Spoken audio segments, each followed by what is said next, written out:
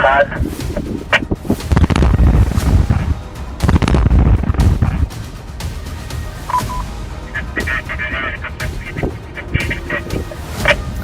नमस्कार, मैं हूं प्रज्वल गौतम और आप देख रहे हैं द लाइव टीवी। आज कई महत्वपूर्ण खबरें हैं मिडिल ईस्ट से जुड़ी हुई हैं, लेकिन सबसे ज्यादा बड़ी खबर जो निकल कर आई है वो हमास के साथ जो होने जा रहा है सीज फायर, जिसको लेकर चर्चाएं चल रही थी और ऐसा ही सीज फायर की खबरें हमने आपको दिखाई थी और आखिरकार सीज फायर की खबर पुख्ता होती हुई नजर आई। और अब खबर एक एक अपडेट लेकर आया हूं कि हमास के साथ सीज फायर को लेकर ये रोड़ा कहां टकरा है। और यही नहीं, हमास ने जो जवाब दिया है उसने इजराइल को अंदर तक कैसे हिला कर रख दिया। एक एक खबर होगी और खबर यमन से जुड़ी हुई भी है, जो उनका दावा है, नया दावा।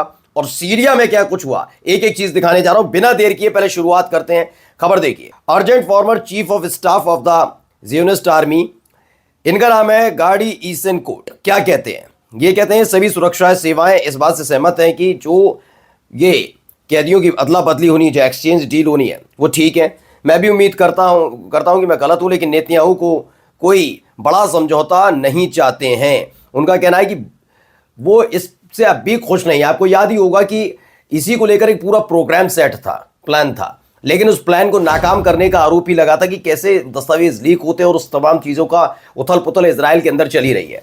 अब एक और नए मसले पर, चूंकि अब बहुत करीब आ गई चीज़ें, लेकिन बताया जा रहा है कि नेतन्याहू उतने ज़्यादा खुश नज़र नहीं आ रहे हैं। एक तस्वीर भी सामने आई है, पहले ये तस्वीर देखिएगा। इस तस्वीर में जो दिखाया और बताया जा रहा है वो बताता हूं आपको। दरअसल आपको बहुत सारे लोग नजर आ रहे होंगे और इसमें बताया गया कि इजराइल के जो कैदी हैं उनके परिवार वालों ने कार्ड्स के घर को घेर लिया है। रक्षा मंत्री जो हैं उनके घर को घेर लिया और जबरदस्त तरीके से प्रदर्शन किया गया है। इस प्रदर्शन के फौरन बाद ही खबर निकलकर सामने आई। उसमें इजराइल के राष्ट्रपति हजोग ने एक बयान दिया कि जितने लोग किडनैप किए गए, जो हमास के कब्जे में, खैर इनका कहना यह है कि हमास के कब्जे में, उनकी वापसी के लिए तुरंत जल्दी से जल्दी कुछ ना कुछ कदम उठाया जाए, इस बात की मैं अपील करता हूं। अगर हम उन्हें उनके घर नहीं लौटाते तो हम एक तरीके से नाकाम होंगे और एक ऐसा जख्म हम खुला छोड़ देंगे जो भरा नहीं जाएगा, जिससे खून रिश्ता रहेगा। इस तरह की बातों के जरिए उन्होंने पूरे देश को संबोधित किया, इजराइल के राष्ट्रपति ने। यानी दबाव अब इजराइल के राष्ट्रपति की तरफ से भी पड़ता हुआ नजर आया। लेकिन सवाल उठता है कि क्या हमास बिना सीज फायर के कैदियों की अदला बदली करेगा? तो जवाब है ना। कैसे? पढ़िए। लिखा है, बसीम नईम हैं जो हमास के नेता, उन्होंने क्या कहा? हमास उन बुनियादी मांगों के लिए पूरी तरह से प्रतिबद्ध है, यानी कि अपनी जगह पर कमिटेड है कि उसने पिछले दौर की जो बात रखी थी, दौर की में जब बातचीत हुई थी उसको लेकर कि पहले सीज फायर हो, गजा पट्टी से सभी जो इजरायली सैनिक हैं उनकी वापसी हो जाए, और उसके बाद पूरी तरीके से जितने भी फिलिस्तीनी दक्षिणी जो गजा है या मध्य गजा से खदेड़ दिए गए, वो सारे के सारे उत्तरी गजा में अपनी जगह जाकर लौटे। उसी के बाद ये सारी चीजें सही मानी जाएंगी। यानी अपनी तरफ से, हमास की तरफ से फिर से कह दिया गया। एक हमास आंदोलन नाम से एक पूरा डॉक्यूमेंट भी है, वो मैं दिखाने जा रहा हूं। उसमें देखिए क्या लिखा है। हमास का नेतृत्व और तुर्की के विदेश मंत्री ने दोहा में गजा पर जो युद्ध चल रहा है और अलग अलग चीज़ों को लेकर जो बातचीत है, अंतर्राष्ट्रीय विकास और अंतर्राष्ट्रीय दबाव के तहत जो सीज फायर के समझौते के प्रयास हैं उसको लेकर, और जो प्रिजनर्स यानी कि कैदियों की अदला बदली की डील है उसको लेकर बातचीत की है। उसमें पता लगा कि अब तैयारी पूरी हो चुकी है। लेकिन इन सब के बीच वही कि पहले 60 दिन की सीज फायर, उसमें से एक हफ्ते पहले देखा जाएगा और उसके बाद कैदियों की अदला बदली का जिक्र किया जा रहा है।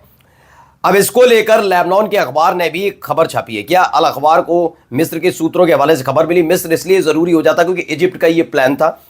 कैदियों के संबंध में इजराइल की प्राथमिकताओं का जवाब देने के बदले में जो सीज फायर को बढ़ाकर, और पट्टी जो गजा पट्टी है उसमें पूरी जो एड है, मतलब सहायता है ज़्यादा से ज़्यादा, वो भी शामिल है। सैकड़ों फिलिस्तीनी कैदियों को रिहा कर दिया जाएगा। और बड़ी खबर इसमें यह है कि जो इजराइल के कब्जे में सैकड़ों फिलिस्तीनी हैं, जिनमें से कई को सजा सुनाई जा चुकी है आजीवन कारावास की, उनमें से भी कुछ लोगों को छोड़ने के लिए ये पूरा प्रस्ताव तैयार किया गया है कि वो भी अपने अपने देश से बाहर आ जाए, उसमें से चीज़ से बाहर आ जाएंगे। अब एक वीडियो आपको दिखाने जा रहा हूं कि किस तरह के हालात फिलहाल हैं और क्यों हमास इस तरीके से रिएक्ट कर रहा है। पहले इस वीडियो को जरा देखिए। ये एरियल्स वाला है, यानी ड्रोन से या किसी से वीडियो ली गई है और किस तरीके से वहां पर कार्रवाई हो रही है, किस तरह से काम किया जा रहा है। आप देखिए पूरी हर तरफ आपको बिल्डिंग्स टूटी हुई नजर आएंगी, मलबा टूटा हुआ नजर आएगा। और इसे लेकर जो दावा किया गया है वो मैं आपको बता देता हूं। देखिए इसे लेकर दावा है एरियल फुटेज है, कैसे डिमोलेशन हुआ, डिस्ट्रैक्शन हुआ अलग अलग जगह का। गजा स्ट्रिप्स की ये पूरी तस्वीर है, किस तरह से लोगों के घरों को निशाना बनाया गया, ये तमाम चीज़ें इसमें से निकलकर सामने आती हैं। अब क्यूबा की तरफ से भी आगे आए हैं, क्यूबा के विदेश मंत्री हैं ब्रूनो रोड्रिग्स। उन्होंने कहा इजराइल गजा में पहले जो कुछ कर रहा था, जिसे नरसंहार नाम दिया जा रहा है बार बार, जीनोसाइड से भी बड़ा जीनोसाइड कर रहा है, यानी कि वो नरसंहार से भी ज्यादा नरसंहार करने पर तुला है। जबकि आईसीसी ने उसके खिलाफ अरेस्ट वारंट जारी करके फिर भी देखिए, क्यूबा के विदेश मंत्री ने इसको लेकर जो दावा किया, लिखा है कि क्षेत्र में अपराध करने के लिए अमेरिका की तरफ से उसे इंटरनेशनल छूट मिली हुई है इजराइल को, और इसी का फायदा वो लगातार उठा रहा है। चलिए, क्यूबा के साथ साथ अभी खबर आई है, अब देखिए पढ़िए। पूर्व चीफ ऑफ स्टाफ हैं और फिलहाल इनका नाम है गाडी सेनकोट। इन्होंने रणनीतिक स्तर पर आईडीएफ, शिनबेट और मोसाद ने कई उपलब्धियां हासिल की। अगर हम युद्ध के सभी लक्ष्यों को, सभी टारगेट्स को, सभी एम्स को जांच करें तो एक मंत्री ये कहने में असमर्थ हैं कि उनमें से कोई भी पूरी तरह से हासिल किया गया था। अच्छा काम किया, लेकिन फिर भी हम तमाम टारगेट्स और एम को नहीं छू पाए। उनका कहना है उन उपलब्धियों का उल्लेख करने के बाद जब हमने हिजबुल्लाह की लगभग 60% क्षमताओं को नष्ट कर दिया और इसके बारे में हमास की 7 से 80% क्षमताएं भी नष्ट कर दी गई। हमें लागत भी गिननी चाहिए, हमें पता होना चाहिए कि हमारे कितने लोगों को नुकसान हुआ है। हम बार बार दावा तो कर देते हमने उसको इतना नुकसान पहुंचाया, लेकिन हमारा कितना नुकसान हुआ इसकी भी जरा पड़ताल होनी चाहिए। अब इजराइल की तरफ से जो प्रसार प्राधिकरण है, उन्होंने कहा रक्षा मंत्रालय के महानिदेशक ने अमेरिकी अधिकारियों के सामने हथियारों की देरी का मुद्दा उठाया है। यानी एक तरफ हमास के साथ संघर्ष का बात और संघर्ष के बीच सीजफायर की बात, तो दूसरी तरफ अब बात है कि हथियारों की कमी का सामना इजराइल को करना पड़ रहा है। क्या क्या है, रक्षा मंत्रालय ने कहा है कि महानिदेशक हैं, उन्होंने अमेरिकी अधिकारियों के सामने कहा कि आपकी तरफ से जो हथियारों की सप्लाई अब तक होती आई उसमें काफी देरी हो रही है। वॉशिंगटन अभी भी 1 टन के बम और D9 हथियारों के आगमन पर रोक लगा रहा है। शुरुआती संकेत ये मिलते हैं कि ट्रंप के उद्घाटन से पहले अटके हुए हथियारों के शिपमेंट इजराइल तक पहुंच सकते हैं, इस तरह का दावा भी किया गया है। अब आते हैं यमन से जुड़ी हुई खबर पर। क्या है खबर? खबर यह है कि जो वहां पर मार्च हुआ था, जो मैंने अभी आपको खबर दिखाई कि फिलिस्तीन के समर्थन में और इजराइल के खिलाफ सड़क पर लोग उतरे थे जुमा की नमाज के बाद, वहीं पर हम फिलिस्तीनी जो लड़ाके हैं यानी कि हमास के लिए, उनकी बार बार जो खबरें आ रही है, और ट्रंप क्या कहते हैं, हम और हमारे देश के सभी मुजाहिदीन अमेरिका की धमकियों और उसके नरक से नहीं डरते, और ना ही हम इस बात की संतुष्टि चाहते कि हमें स्वर्ग में खुशी मिले। हम कुछ नहीं चाहते, हमारे को अमेरिका से डर नहीं लगता है। चुनौती दे डाली गई है यमन की तरफ से। हम अपने तमाम सशस्त्र बल जो हैं, जिसमें हुती लड़ाके भी शामिल हैं, इराक के इस्लामी रेसिस्टेंस हैं, वो हालिया के जो उनके ऑपरेशंस रहे, उनके लिए हम दुआएं करते हैं कि वो जल्द से जल्द इजराइल को भारी और गहरा नुकसान दें। इस बात की अपील करते हुए ये पूरा मार्च निकाला गया था। अब आते हैं सीरिया की खबर पर।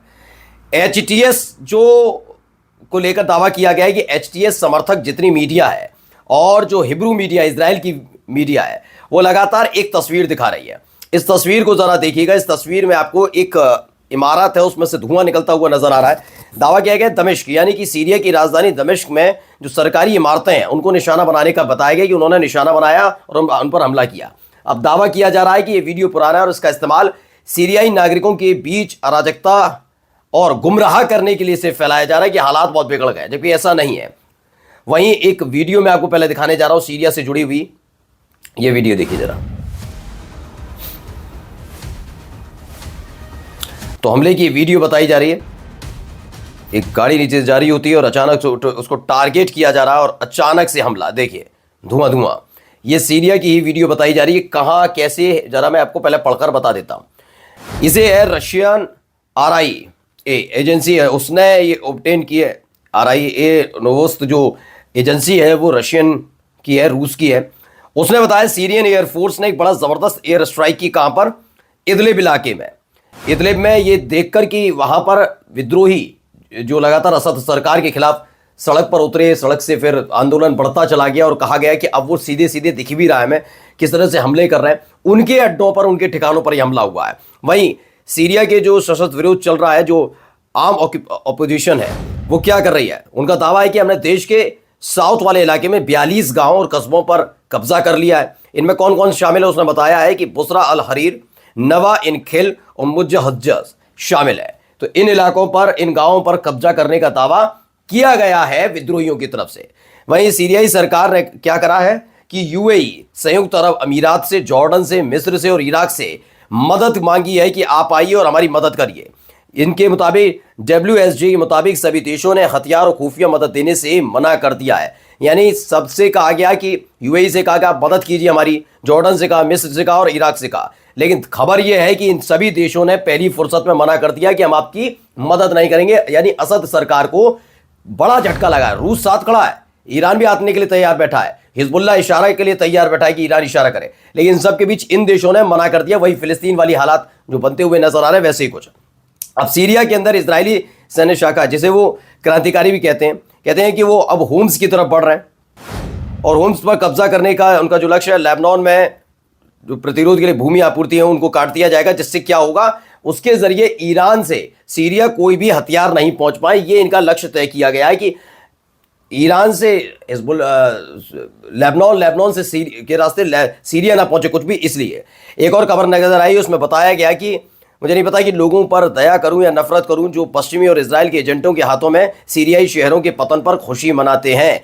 भावना करें सीरिया बर्बाद हो जाए, लेकिन अगर ऐसा हुआ और ऐसा होता है तो जो लोग इन लोगों के हाथों में सीरिया राज्य की बर्बादी पर खुशी मनाते हैं वो एक पल के लिए खुशी मनाएंगे, इससे पहले कि उन्हें पता चले कि वो कितने मूर्ख थे, मूर्ख हैं, मूर्ख रहेंगे। ये कहा गया। आइए एक और खबर इससे जुड़ी हुई दिखाते हैं।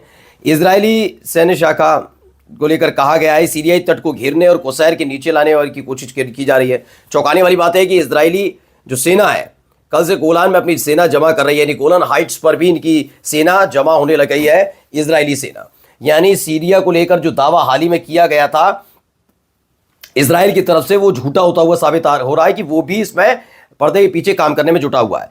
अब जो सीरिया का रक्षा मंत्रालय है उसने क्या कहा, रूसी विमानों के साथ मिलकर हमने मिसाइल हवाई हमलों से हमा के ग्रामीण इलाकों में, बाहरी जो इलाका है वहां जबरदस्त हमले किए, विरोधी संगठन के तमाम जो उनके ठिकाने उन पर किए और उनको निशाना बना के भारी झटका दिया। ये दावा सीरिया के रक्षा मंत्रालय की तरफ से किया गया है। अब एक खबर और आई है, पहले मैं उस खबर को दिखा रहा हूं। इस खबर को देखिएगा। इसको लेकर दावा है कि ये रूस और यूक्रेन के युद्ध के बीच की है। इसमें बताया गया कि एक बैलिस्टिक मिसाइल दागी गई। ये बैलिस्टिक मिसाइल दागी गई रूस की तरफ से, और कहां जाकर गिरी, 2 इस्कंदर मिसाइलें लॉन्च की गई जो किरवी री में सीधे हिट हुई हैं, यानी भारी नुकसान। एक जगह रिपोर्ट भी आई थी निकल के जिसमें बताया गया कि इस हमले में 2 लोगों की मौत हो गई और तकरीबन 16 लोग घायल हुए हैं, जिसमें एक 6 साल का बच्चा भी शामिल है। तो एक बड़ा हमला रूस की तरफ से किया गया और यूक्रेन को गहरी चोट पहुंची है। वही खबर बिल्कुल बेलारूस से जुड़ी हुई है। क्या बताया गया, लिथुआनिया और पोलैंड में भी नाटो सेनाओं को बेलारूस की तरफ लाया जा रहा है। ये बेलारूस और रूसी संघ यानी रूस की सैनिकों की जॉइंट जो ऑपरेशंस हैं उनके लिए खतरा है। अलेक्जेंडर लुकाशेंको कहते हैं कि इस पर भी ध्यान देना होगा कि नाटो सेनाएं धीरे धीरे रूस की तरफ बढ़ रही हैं और इसके लिए हमें सचेत रहना होगा। यानी अब एक नया और मोर्चा बनता हुआ नजर आ रहा है। इन सब के बीच सबकी नजर टिकी है इजराइल पर कि हमास के साथ कब, कैसे और किन शर्तों के साथ होने जा रहा है सीज फायर। नमस्कार। द लाइव टीवी, सच सबसे आगे।